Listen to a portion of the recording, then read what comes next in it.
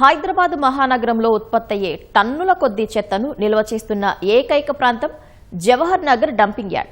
390 ఎకరాల స్థలంలో ఏర్పాటు చేసిన డంపింగ్ యార్డ్ ఇప్పటికే 95% నిండిపోయింది. 3 కార్పొరేషన్ల పరిధిలో రోజుకు 10,000 టన్నుల చెత్త అక్కడికి తరలిస్తుండటంతో గుట్టలు గుట్టలుగా పేరుకుపోతుంది. ఫలితంగా తీవ్రమైన దుర్వాసన, కాలుష్యం ఆ పరిసరాల్లో నివసించే లక్షలాది మందిని సుదీర్ఘకాలంగా వెంటాడుతుంది. అక్కడి పరిస్థితులు, పరిష్కార మార్గాలు, ప్రభుత్వం చేపడుతున్న చర్యలపై మా ప్రతినిధి శ్రీరామకృష్ణ గ్రౌండ్ రిపోర్ట్.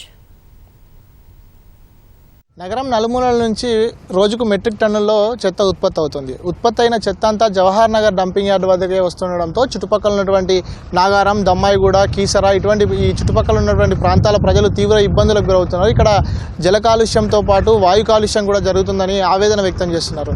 అయితే దాదాపుగా రోజు ఇక్కడికి 10 నుంచి 12,000 మెట్రిక్ టన్నుల చెత్త వస్తుందని చెప్పి అయితే ఇక్కడ ఈ ప్లాంట్ను ఈ డంప్ యార్డ్ను నిర్వహిస్తున్నటువంటి రామ్కీ సంస్థ ఏదైతే ఉందో అది కేవలం 3 నుంచి 4,000 మెట్రిక్ టన్నులు మాత్రమే సెగ్రిగేట్ చేయడము, అలాగే మిగతా కార్యక్రమాలు చేసేందుకు కేవలం 3 నుంచి 4,000 వరకు మాత్రమే ఉందని చెప్పి ఆ మాత్రం సామర్థ్యమే ఉందని చెప్పి కూడా వాళ్ళు రామ్కీ సంస్థ ప్రతినిధులు చెప్తున్నారు. అయితే దాదాపుగా రోజు 8,000 మెట్రిక్ టన్నుల చెత్త ఇక్కడ పేరుకుపోతుండడంతో చుట్టుపక్కల ఉన్నటువంటి వాళ్ళంతా తీవ్ర ఇబ్బందులకు గురవుతున్నారు. అయితే దీనికి సంబంధించి చూస్తే కనుక 2000 సంవత్సరం నుంచి చూస్తే 2000-2001 సంవత్సరానికి 6,000 టన్నుల చెత్త డంపింగ్ యార్డ్ చేరుకోగా 2021-2022 ఆ సమయంలో 6,743 మెట్రిక్ టన్నులు, 2022-23లో 7,610 మెట్రిక్ టన్నులు, 2023-24లో 8,178 మెట్రిక్ టన్నులు, 2024-25లో 8,667 మెట్రిక్ టన్నులతో పాటు ఇటు 2024-25లో 8,667 మెట్రిక్ టన్నులు.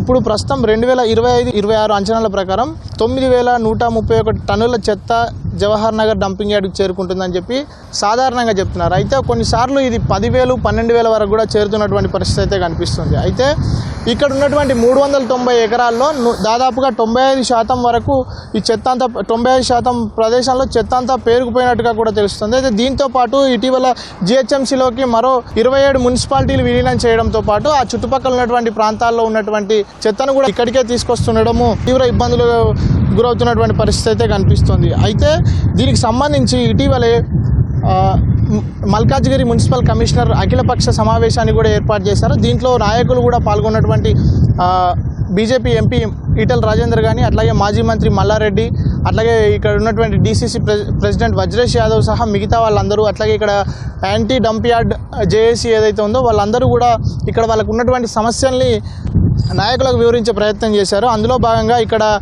ఒక కాలిఫోర్నియాకు సంబంధించినటువంటి ఒక సంస్థ వెలువరించిన నివేదికలో దాదాపుగా 5.9 metric tons per hour methane gas release అవుతుందని, దానివల్ల తీవ్రమైనటువంటి ఆరోగ్య సమస్యలు వస్తున్నాయని చెప్పి కూడా ఇక్కడ ఉన్నటువంటి నాయకులు, ఇక్కడ ఉన్నటువంటి JAC నాయకులు కానీ, ఇక్కడ ఉన్న ప్రజలు కానీ వాళ్ళందరూ నాయకుల దృష్టికి తీసుకొచ్చారు.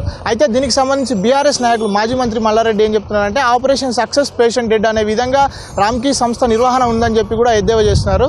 అట్లాగే గతంలో తాము ఉన్నప్పుడు ఇక్కడ ఉన్నటువంటి ఈ చెత్త నుంచి విద్యుత్ ఉత్పత్తి తయారీ కేంద్రం చేశామని, అట్లాగే వాటర్కి సంబంధించి కూడా అనేక కార్యక్రమాలు చేపట్టామని, ఇక్కడ ఉన్నటువంటి వాళ్ళందరికీ తమ ప్రభుత్వంలో మంచినీరు అందించే విధంగా కూడా కృషి చేశామని చెప్పి కూడా మాజీ మంత్రి మల్లారెడ్డి చెప్తున్నారు. అయితే గత ప్రభుత్వంలో నగరం నలువైపులా ఇటు చౌటుప్పల వైపు కానీ, అట్లాగే అటు మిగతా 3 చోట్ల నుంచి కూడా ప్రభుత్వం స్థలాన్ని కేటాయించి దాన్ని బల్దియాకు మార్చే క్రమంలో కొంత ప్రభుత్వం మారిపోవడము, ఆలస్యం కావడంతో ఈ మొత్తం నగరం నలువైపుల నుంచి చెత్త ఇక్కడికే రావడము, ఇంత మేర రావడము తీవ్ర ఇబ్బందికర పరిస్థితి కనిపిస్తుంది. నాయకులు కూడా ఇక్కడ సమావేశమైన తర్వాత అక్కడ ఉన్నటువంటి ఇక్కడ స్థానికులు చెప్తున్న విషయం ఏంటంటే ఇక్కడ దాదాపుగా ఉన్న లారీల్లో ఎక్కువగా హెవీ లైసెన్స్ లేని డ్రైవర్లు ఎక్కువగా ఉన్నారని, దీనివల్ల గడిచిన దశాబ్ద కాలంలో 11 మంది ప్రాణాలు కోల్పోయారని చెప్పి కూడా ఇక్కడ ప్రజలు నాయకులకు వివరించినటువంటి పరిస్థితి కనిపిస్తుంది. అయితే ఈ మొత్తం పరిస్థితుల్ని చూసిన తర్వాత రామ్కీ వాళ్ళు చెప్తున్నటువంటి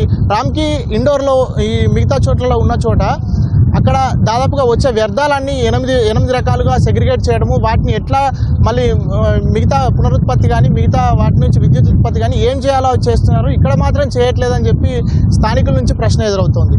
అయితే వీటన్నిటికి సంబంధించి నాయకులు కూడా ముఖ్యమంత్రి దృష్టికి తీసుకెళ్లారు. దృష్టికి తీసుకెళ్లిన తర్వాతే ఇక్కడ అఖిలపక్ష సమావేశం అనేది ఏర్పాటైంది. అఖిలపక్ష సమావేశం ఈరోజు ఏర్పాటైన తర్వాత కూడా మళ్ళీ ఆ మున్సిపల్ కమిషనర్ ఎవరైతే ఉన్నారో ఆయనకి సోమవారం వరకు గడువు ఇచ్చి సోమవారం రోజు వరకు పూర్తి స్థాయిలో నివేదిక తయారు చేసి దాన్ని ప్రభుత్వానికి అందజేసిన తర్వాత ఒక శాశ్వత పరిష్కారం చూపించే విధంగా ఇక్కడ రామ్కీ సంస్థ నిర్వహణ మరింత మెరుగుపరిచే విధంగా కూడా చేస్తామని ఇక్కడ జేఏసీ నాయకులు ముఖ్యమంత్రి హామీ ఇచ్చినట్లుగా కూడా ఇక్కడ జేఏసీ నాయకులు చెప్తున్నారు. అయితే మొత్తంగా చూస్తే కనుక ఇక్కడ ఈ చెత్త నిర్వహణను సరిగా చేస్తేనే తప్ప ఇక్కడ ఉన్నటువంటి ప్రజలకు ఇబ్బందులు తప్పేట్టుగా లేదని కూడా తెలుస్తోంది.